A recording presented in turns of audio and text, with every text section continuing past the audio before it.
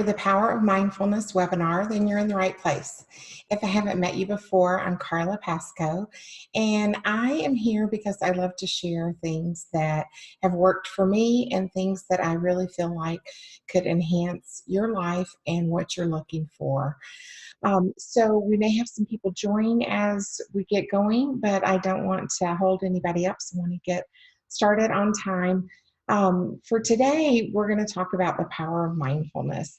And so with that, um, for me, this is something that I really just grown to appreciate over the last year or so.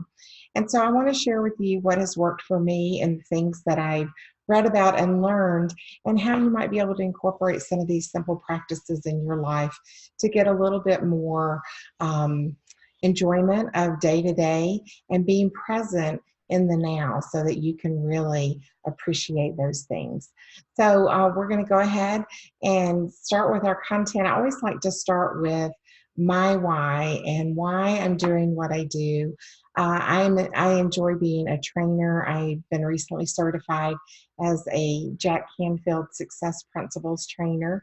And so for me, this is one of those principles that is really easy to incorporate into your life. I mean, it's easy in that it's simple to do, but the hard part comes in actually making it a habit and having it be something that you are willing to commit to and do every day.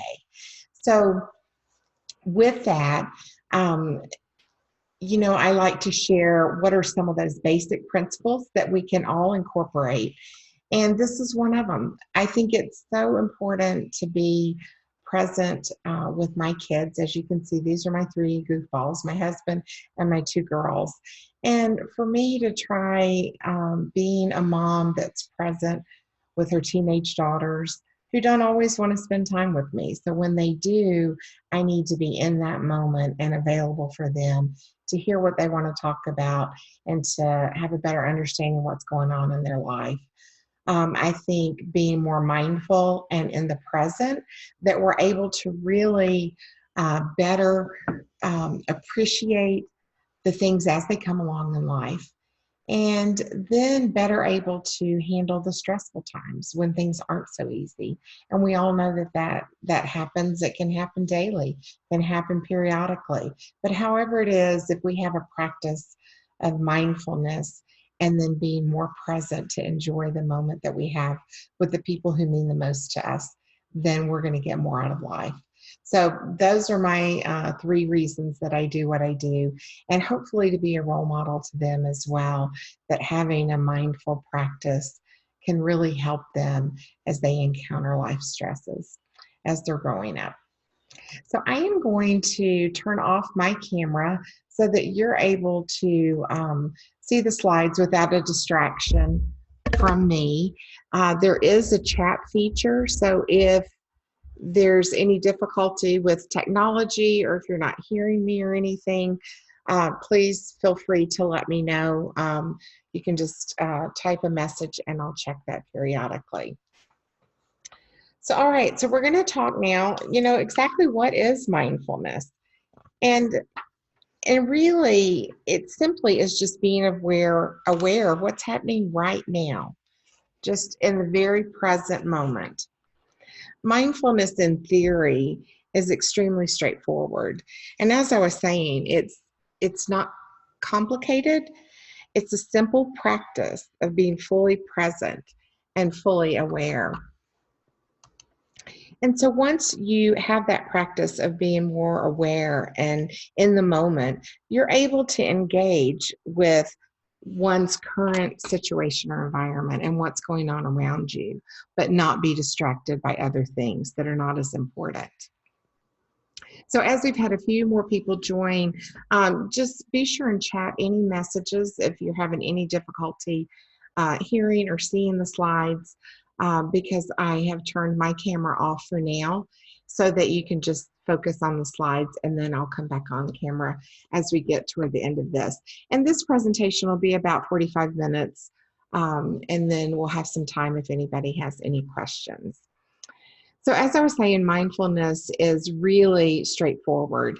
It's a simple thing, but it can be complicated for us to find the time and make the time in our lives to really appreciate it. So, why is it so elusive? I think so many of us are accustomed to this overstimulation that we have from the outside world that really distracts us. It pulls our attention from one thing to the other, and it takes us away from what's actually happening now. So, the more time that we spend in our heads thinking about things that aren't happening right in front of us, then those are things that have already happened if we're focused on what happened that we're perseverating over or what might happen. So those all of those distractions that make us focus on the past or on the future really is the less time that we spend being mindful. And when we focus on the past, something that's happened that upset us, or we're anticipating something that might happen in the future that may not go the way that we want it to, we're experiencing worry and anxiety when we do that. And those are two of the most wasted emotions that we can have. So that's another reason that it's so important to be in the present moment, because then we are not using emotions that are really not going to serve us well. So there was a study that was linked to Harvard students, investigated the effects of the alpha rhythm, or our rhythmic brain movements, which are associated with distraction. So this brain rhythm is thought to decrease activity in the mind, which is associated with being distracted and overstimulated. Participants were given an 8-week mindful meditation program that they were asked to follow. And this saw their attention direction improve significantly. And so this led researchers to conclude the positive benefits of mindfulness were responsible for those changes in their ability to focus. One thing that I just heard recently that I think can really lend itself to this whole discussion, and that was a quote from Jim Rohn, who has been a coach to a lot of people that you may be familiar with, Jack Canfield, Tony Robbins, and he's been their personal coach. And what he says is you must guard the door of your mind so that you're determining what you let in and out. And I think that's just a fascinating way to think about we're the ones that are in control of what we allow our mind to focus on and to think about. So the next slide here, we're just going to talk a little bit more about that past, present, and future. Have you heard the phrase, be here now? And this is really in relation to mindfulness and meditation. And that is a way that's encouraging our minds to be here right now. And it's essentially what mindfulness and meditation promotes. So that when you're in a meditative state or you're being mindful and being in the present moment, that you really are being here now. So just think about that for a minute. And we spend so much of our times being constantly preoccupied with worry about something that happened in the past, and that keeps us in the past. In this sense, this can mean anything. It can be something that happened just 5 minutes ago, or it could be something that you're focusing on from years ago, or even from our childhood sometimes. Our mind and our feelings wander to that place. And so when you're doing that, how can you really be focused on the here and now? You can't. You can't be focused on two different spaces of time at the same time. So the same goes for the future. If we're focused on the past and that keeps us from being in the present moment, then if we're over anticipating an event, a day, or a time that hasn't happened yet, and that separates us from the present moment, then anything that we're thinking about future related like that is really irrelevant to the present moment. And so it steals your time and attention from that. And and those thoughts will not and cannot affect your present situation because they haven't happened yet. One thing that Eckhart Tolle says and stresses in his teaching is very important skill which mindfulness teaches to let go of the past and the future. And that can be, it's easy to say, but that can be something that's very hard to do. And it does take some consistent attention and practice. So if we're not supposed to focus on the past or the future, then that's really about letting go. And this quote I like from Sonia Riccati, surrender to what is, let go of what was, and have faith in what will be. And so just as we've talked about not holding on to the past emotions or events, it's a huge part of what we learn when we go on the journey of mindfulness. The importance of letting go of previous experiences and the feelings that are associated with those experiences is really vital if we're truly going to live in the now and glean the maximum potential from our current situations and our current life and what's happening around us. As Eckhart Tolle and countless other mindfulness experts have declared, that thoughts aren't facts, and so we need to stop thinking and acting as if they are. So how many of you have ever wrongfully believed something that you told yourself without factual validation or foundation and ended up in this ball of anxiety with excessive and needless worry? So we often create those stories in our mind ourselves. And this is what we do, especially with negative self-talk.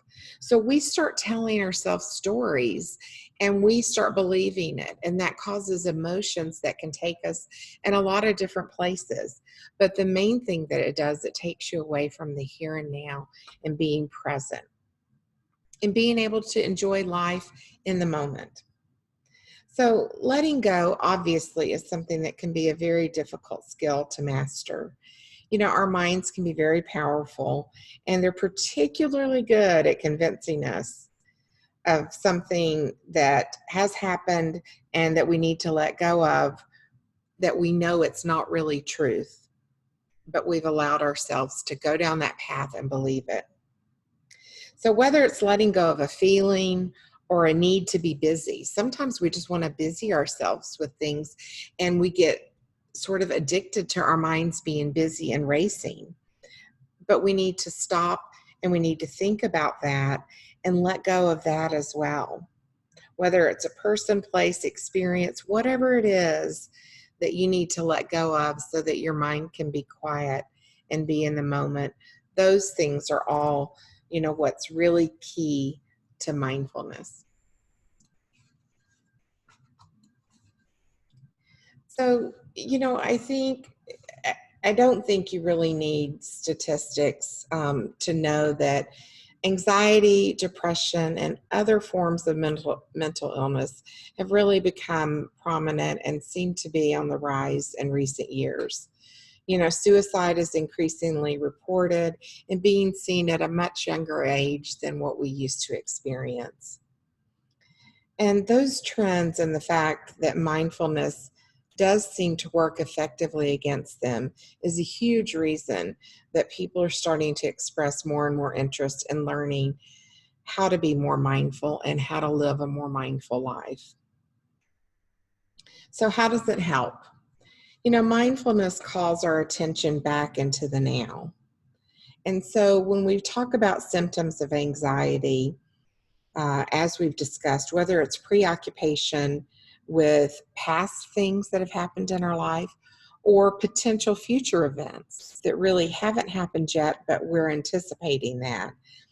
This makes sense that mindfulness will work because it's going to bring you back to what you're experiencing right now. And it's not something that can simply be achieved once and then will be available for good. It is something that you really need to engage in as a regular practice and have a a routine of how you will approach mindfulness and meditation. And that's really the only way that you're going to build up stamina and awareness of the onset of anxiety or those negative feelings and negative self-talk when they creep in. And those things, as we know, can lead to other mental health issues. So the more familiar that we become with ourselves and our own personal now, our personal state of being in the present, and get comfortable with that, the more accessible it becomes.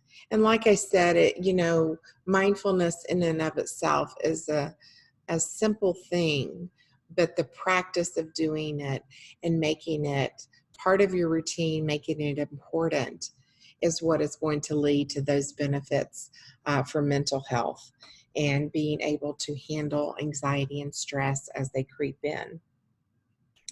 So our ability to rationalize a situation and draw ourselves back into balance is going to happen over time, and with that increased practice, as we discussed. And so mindfulness simply becomes a tool that you can access easily and use to your advantage, and you have the control over that. And that's important to know. So let's talk about cognitive flexibility. So being able to decrease your reactivity to external events and triggers is another benefit of a regular mindfulness practice. So self-awareness and self-observation are vital skills for people who regularly meditate that have been proven to have higher levels, and those tools which help us become less reactive when things happen and more mindful of ourselves, our emotions, and our responses to those things.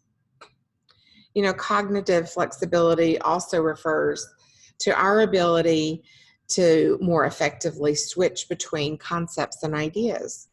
So, for example, multitasking. Improving our ability to multitask allows us to process more information and more efficiently and more effectively. And ultimately, then we begin to increase our productivity over time.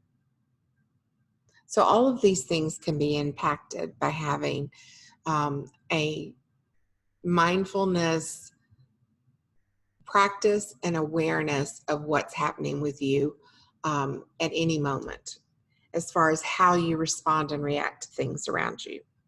So while multitasking also has its drawbacks, because obviously you can have too many things happening at one time and your mind can be too cluttered. But the overall improved brain capacity required to be able to do any level of multitasking is where the benefits of regular meditation can come in.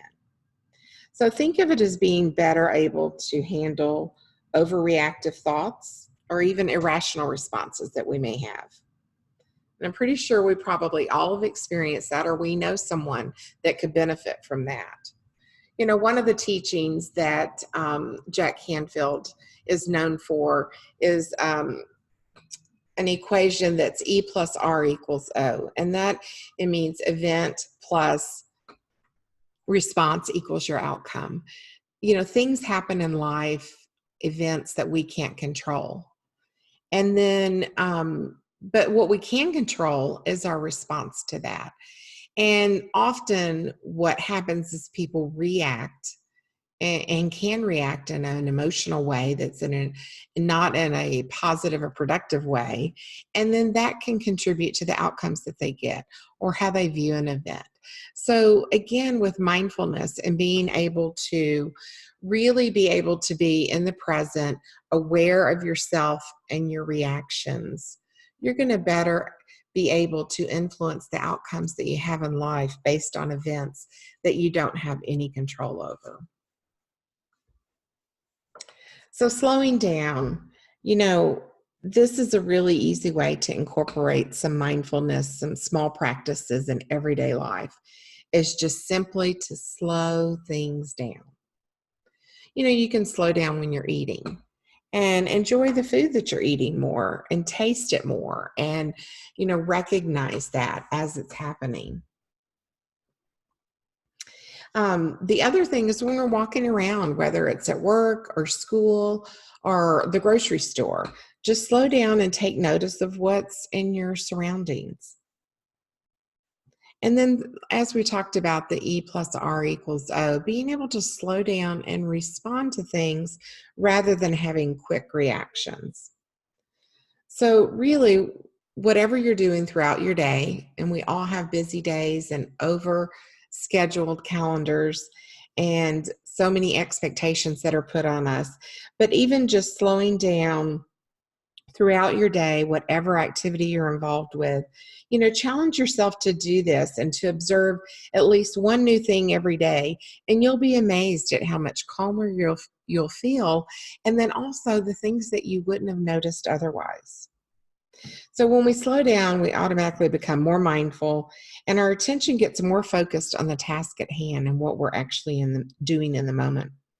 So it not only optimizes our level of productivity, but also enjoyment and the things that we might enjoy from little things that we wouldn't otherwise. So there are several things that can be effective in helping us to slow down and to really boost that mindfulness. And these things include breath control, which we're going to go through a couple of examples of that, getting sufficient sleep, and then minimizing distractions. And we've talked a little bit about that already. So slowing down is not only the way that we move our bodies, but our minds too. And it's vital if we're to understand and really gain the benefits and the importance of mindfulness is really to take a little bit more time than we normally would. So let's go through some breathing exercises and give you a few that you can call on that may help you when you feel like your emotions might be getting a little out of control or your thoughts are scattered and you're not able to focus on what's at hand and being able to enjoy the moment that you're in. So for many, or as they call it in yoga, pranayama is our breath work. And it's a vital tool that helps us to slow down and become more mindful. So have you ever heard, if you're getting upset about something and somebody will say, just take a deep breath. I mean, there's so much truth to how that can help you just calm in the moment. So it really is so important to learn how to do that and to do it well. So let's talk through some really easy techniques that you can practice whenever you want to find when you feel yourself anxious and you want to calm down, or you're getting stressed about a situation or just disconnected. So the first one is samavriti, and that's equal breathing is what that stands for. And this really is equal inhalation to exhalation, as far as how many seconds you take for your breath in and your exhale. So first of all, balance is good for our bodies. So even with breathing, beginning with a breath, and even if you just do it for 4 seconds and you breathe in and inhale for 4 seconds and then exhale for the same 4-second count. So you want to do that through your nose. Inhale through your nose to count of 4, and then exhale to count of 4. And that really adds a natural resistance to our breathing, but you'll be surprised if you start to count your breaths. You can't be distracted and thinking about all the other things that are going on or what you're anxious about when you're actually focused on breathing and counting your breaths in and out. So more advanced yogis aim for 6 to 8 seconds per breath. But it's the same goal in mind, whether you do it for 4 seconds, 6 or 8 seconds, is that the same amount of time you spend on your inhalation, you spend on your exhalation. And this really calms your nervous system down. We don't go around thinking about breathing. It just happens automatically. But when we work to control our breath, then we are actually taking over that control and really determining how we're going to do it. So it's just a way for our nervous system to kind of calm down, increase our focus, and then it's really going to dramatically decrease your stress. So this type of breathing works best any place, anytime.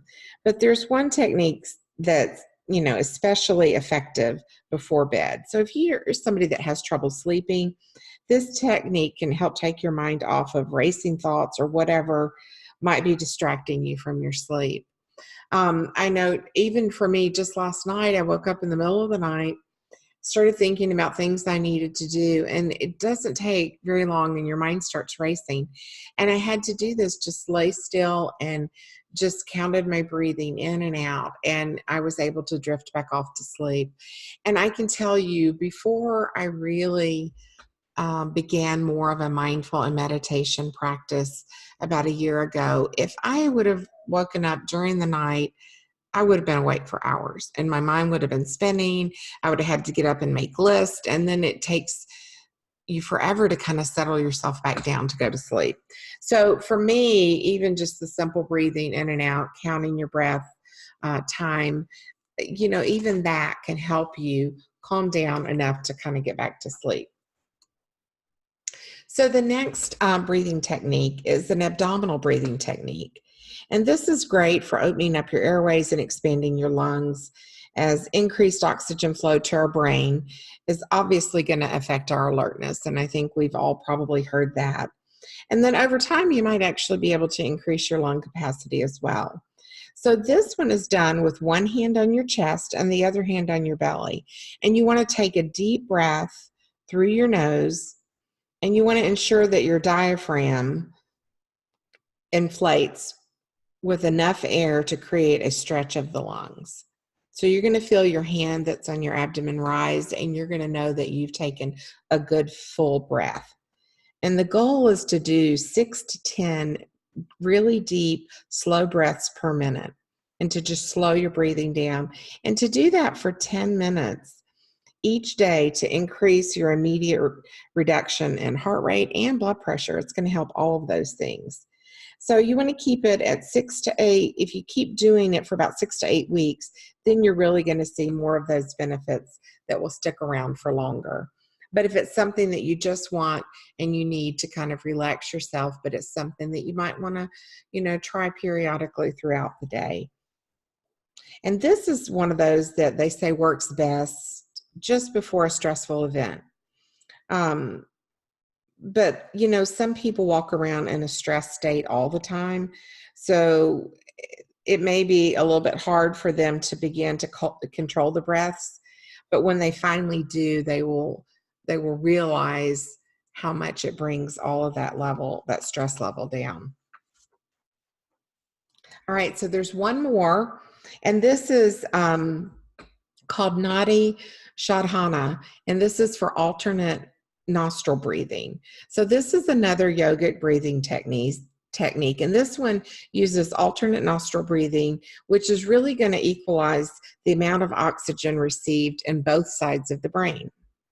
And so this is how it's done. So the breath is said to bring calm and balance and unite the right and left sides of the brain. So you want to sit in kind of a meditative pose, as you see in the slide, and you're going to hold the right thumb over the right nostril and inhale deeply through the left nostril. And at the peak of your inhalation, then you're going to close off the left nostril with your ring finger and exhale through the right nostril. And so you're going to continue this alternating pattern, inhaling through the right nostril, closing it off, and then exhaling through the left nostril. And this one definitely, I can tell you, I've tried this one, I've done it before, and it takes some practice and some concentration for sure. But what you'll quickly find is that you're very focused on the technique and doing it right, that the other things that might have been bothering you or distracting you in a negative way do disappear. So they say this one works best like during crunch time or when you really need to focus and energize yourself. And so this would not be one of those that you would want to do just before bedtime because it's supposed to kind of heighten your alertness. All right, so it said to clear the channels and it makes people feel more awake. So that's a good one to do, except at bedtime. So all the mindfulness techniques really are forms of meditation, whether it's a breathing exercise or full on a meditative state. And so the vague lines between the two exist can be confusing, but mindfulness simply encourages you to cultivate an awareness of the present moment and your surroundings. And then meditation can often be focused on a particular thing or an intention, so that if you want to take that calm state to the next level is more of a meditative state. So let's talk a little bit about concentration. So mindfulness and meditation require a great deal of concentration. And as we've talked about, practice. It's not something that's, easily attained and you're successful at it right away. So regularly, let me get a drink of water.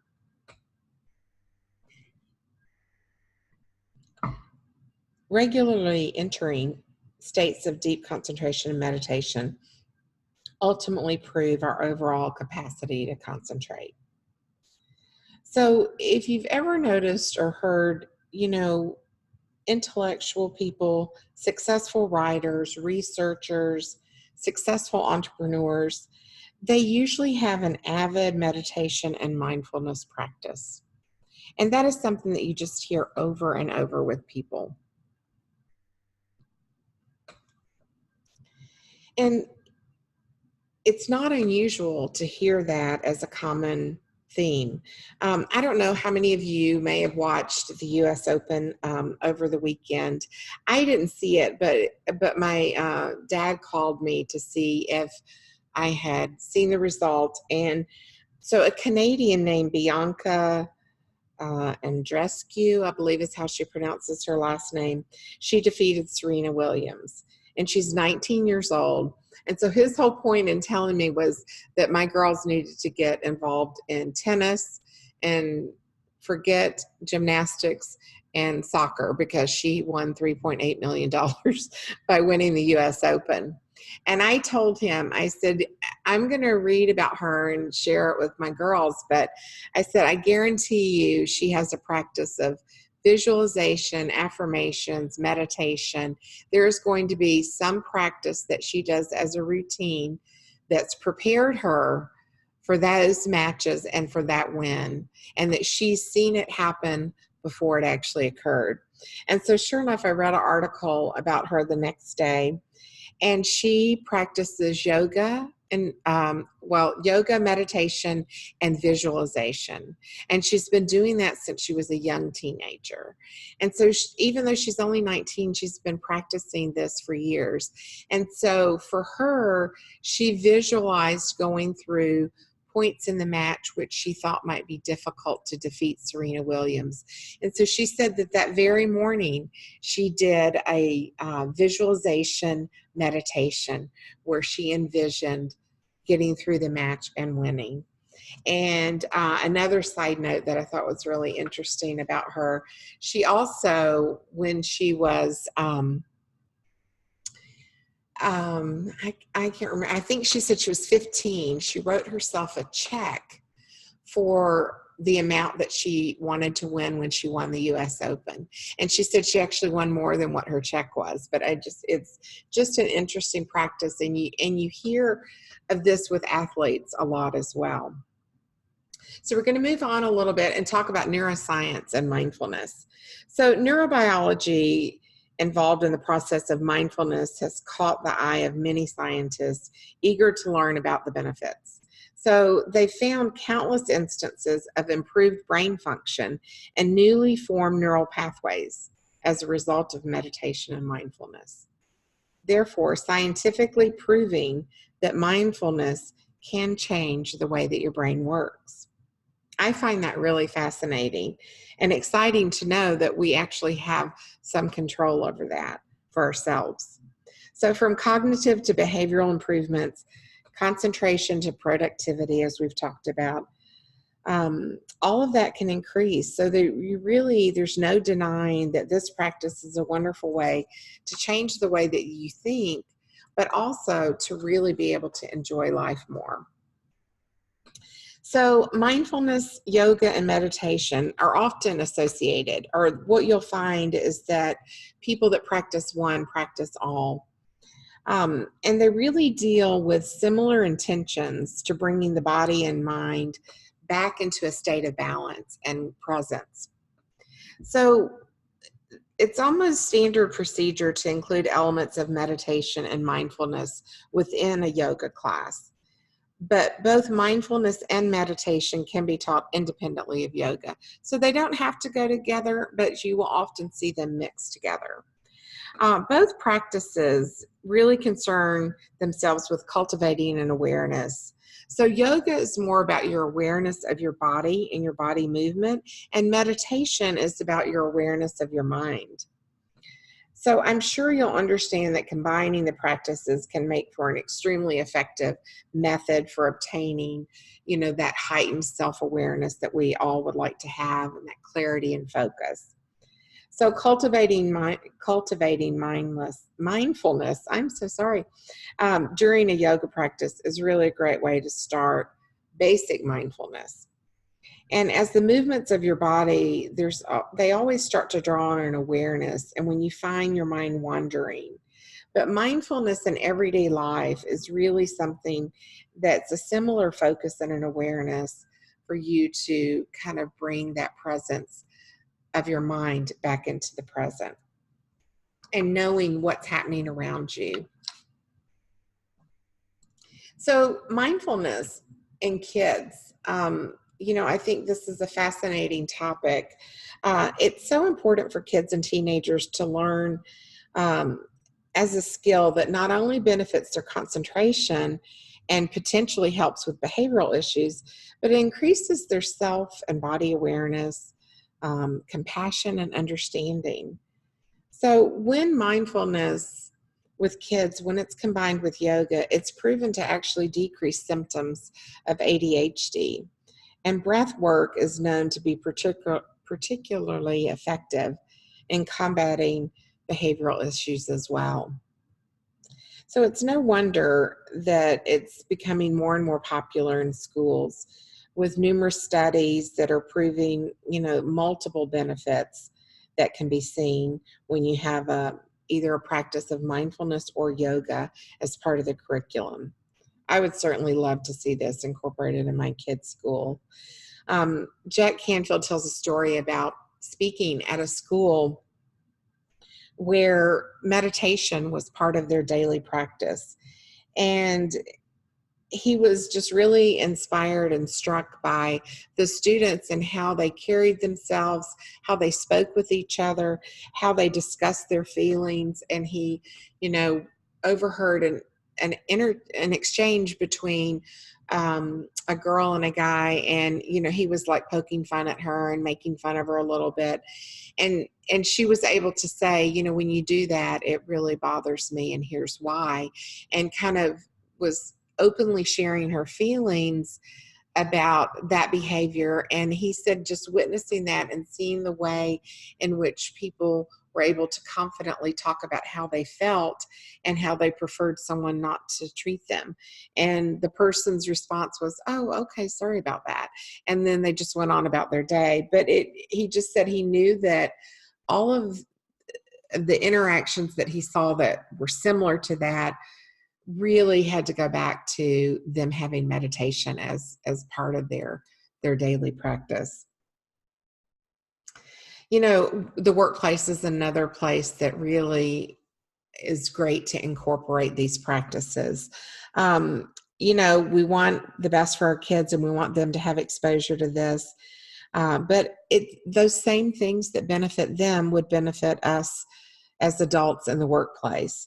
Corporate mindfulness and yoga, we're seeing a massive increase just in the past few years, with most busy office chains and corporate workplaces realizing that there are benefits to this and to having this as something that's offered to their employees, whether it's classes that they can get away to during lunch, or something that they offer as a discounted rate so that it's part of a wellness program that they might incorporate.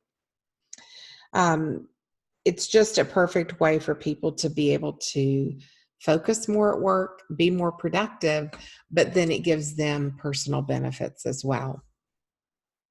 So it's a great way to encourage workplace morale and that camaraderie and developing connections that are really centered more about mindset and mindfulness. So the benefits really could be endless. And I'm most familiar with the healthcare industry, and we don't often have these things really available in the places that I've been for our employees. Sometimes you'll have something as part of your benefit program that you can access or get as a discount, but to actually have it there on site, and healthcare can be such a stressful place to work in consistently.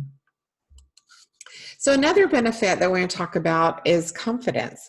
The process of becoming more aware of ourselves, and really being able to call into question other weaknesses or that negative talk that can creep up, that we cover up sometimes. All of those things can be helped with mindfulness and a meditation practice. It can be difficult to realize, but once mindfulness and self-awareness expose a lack of confidence that could be sitting there, you can either choose to retreat into the unconsciousness of that feeling, or choose to step forward and embrace it. So sometimes when you have a practice of being in the moment and having more clarity and focus, you will notice things about yourself that you need to pay attention to and that you want to address. So embracing ourselves really can manifest outwardly as we increase this work on self-confidence and self-awareness. All right, flow state. I don't know if anyone is familiar with this, but flow state is defined as a unique state of mind which artists and writers of various disciplines have come to understand as a state of immense and prolonged focus. So when they're in their flow state, that's when they're able to be their most creative. Productivity is heightened during this state as well, and they usually reach a peak state of balance and expression. And sometimes you can even feel a state of detachment from the outside world because you're so into this flow state. And it really allows them to be able to focus on what is at hand that they're trying to work on and focus on, and be able to do that very intently. So mindfulness and meditation are the stepping stones to being able to enter a state of flow intentionally. So by practicing directed thought and awareness, you cultivate a sort of stamina in your mind to maintain that state for longer, and then you can get into a flow state. And really, the more that you practice meditation and mindfulness, you're able to maintain that state longer. And all of the benefits of being able to do that is going to only enhance your ability to focus, be productive, be creative, and be able to determine the intention with which you want to accomplish something. So flow is really a state of meditation, of mindfulness that you're experiencing, not while sitting quietly, but while fully and completely being absorbed in an activity. So we can understand that the state of flow to be an example of how mindfulness can be put to use in our everyday lives, because it's really going to help you create, believe in an idea, and pursue it. So when you're able to meditate and set your intention for the day or for a project or whatever it is that you're wanting to focus on, you really can begin to have more control over that and really, unfold even more creativity for something that you're working on. That's one thing for me that I found with meditating regularly. I thought it was just going to be provide a sense of calm and kind of enjoying the moment and being in the moment. But the things that I didn't expect was the level of clarity that you can get and the ability to focus and get things done after you've practiced the meditation. So if you're still, a little bit unsure, if this is kind of the thing for you, or even where to start with your mindfulness journey, um, I just recommend that you try it. And for me, and I still actually use a lot of guided meditations, but that was something that was really a great resource. When you look online, and honestly, I do it on YouTube mostly, and you can actually find a wealth of information and resources there. And it's a great way to start building your foundation of what meditation practices are good for you and what you enjoy. And really, if you just take 10, 15 minutes at first, and you can build from there, but search for things that interest you. You could look for guided meditation for anxiety if you're feeling anxious, for clarity, for focus, gratitude, abundance. There's just no end to the types of guided meditation that you can search for. And really, if you start your day with a meditation, even if it's 5 minutes, if you're starting out and it's difficult for you, just a couple of minutes of really practicing some breathing just to get your day started off right. But as you grow from there, it's a great way to start your day and to end your day. And ending your day, it just puts you in a more calm and relaxed state. It's really going to help you drift off to sleep and get a better sleep than you might be accustomed to. So those for me are the best times, but whatever times work for you, I just encourage you, to try it. And sometimes if you're about to embark on a task that, is overwhelming you, just take 10 minutes to do a guided meditation on that. But it really does help you kind of disconnect from the self-talk that might be negative or the distractions that are really not serving you well. So again, just looking at some of the guided meditations that you'll find on YouTube, you can also find music. Sometimes it's helpful for people to hear music or mantras that you can repeat, and those kind of things that can really enhance your ability to get into that meditative state. So just search for what works for you, whatever you want to try, whatever you're drawn to, and just play around with it. Don't be afraid to do that. Some of the things that I've tried, I was like, oh, this is not me. I can't do this. So there are also apps that are emerging that really have the intent of promoting mindfulness and meditation. One that I've heard that's recommended a lot, I haven't tried it myself, but it's called Headspace. So you could even try that as an app as well.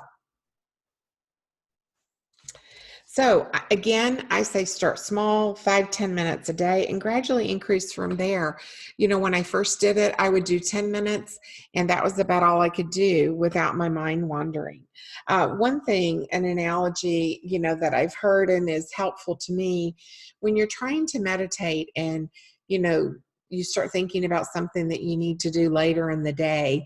I've heard, think of yourself as standing on a shore, and those thoughts that are distracting you, just, imagine that they're boats sailing by. And so just let them pass and then refocus, on your meditation and that state of mind. And then if another thought comes, just let it go past as well. What you want to avoid is getting on the boat and start trying to solve a problem or plan for a meeting that you've got later in the day, or whatever it is that's taking you away from being in that state of mind. So just think of it as you're watching the boats go by, and those could be your thoughts, but just let them go by, let them pass, and they will, and you'll be able to focus. And the time with which you'll be able to focus and maintain that attention during your meditation, that time will expand as you get more and more practice. So the other thing that I've heard is, the more busy, distracted, and uneasy you are, then that's the more that you need to meditate. As the old Zen saying goes too, you should sit in meditation for 20 minutes a day. Unless you're too busy, then you should sit for an hour. So sometimes when we think we're too busy and we've got too much going on, those are the times that we need it the most. So that really kind of concludes the content that I wanted to cover with you. So I appreciate you taking the time. I really love sharing these topics. And I hope that you'll embark on some of the suggestions and see how it works for you. You can always send me questions if there's anything that I can do to help you with this practice. Obviously, I'm not a complete expert myself, but I'm here to help you however I can. The other thing that I want to share with you, I have a few things coming up just to let you know about. One is to carry on from this content, I'm going to do a mindfulness challenge. And this is really like a 14-day Facebook challenge. And it'll be in a closed Facebook group. So it'll just be the people that choose to participate. But there will be daily lessons and things for you to incorporate a little bit at a time so that you can build this practice and just reinforce a lot of the things that we talked about here, but even go a little bit deeper because we don't have as much time, obviously, on a webinar to be able to do that.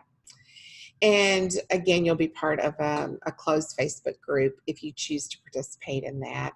And then the other thing that I have coming up will be my next webinar in October, which is to discover your unique purpose and kind of figure out your why. Both of these things I'll let you know about over email. So please sign up if you have any interest in continuing the journey of mindfulness and being able to incorporate that in your life, or just hearing the thoughts on discovering your purpose and how you can know really what you're passionate about and how that should drive what you do with your life and your time.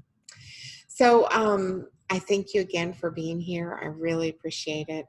I'm always happy to share the things that I'm passionate about. So I appreciate you taking the time as well out of your busy life. And I hope as we end our session that you might take 5 or 10 minutes to yourself to really be able, even if you just do one of the breathing exercises or just find a guided meditation while this is all fresh in your mind, something that might speak to you for something that you're experiencing or that you need help with. So thank you again for joining. I really appreciate it, and I hope to see you next time.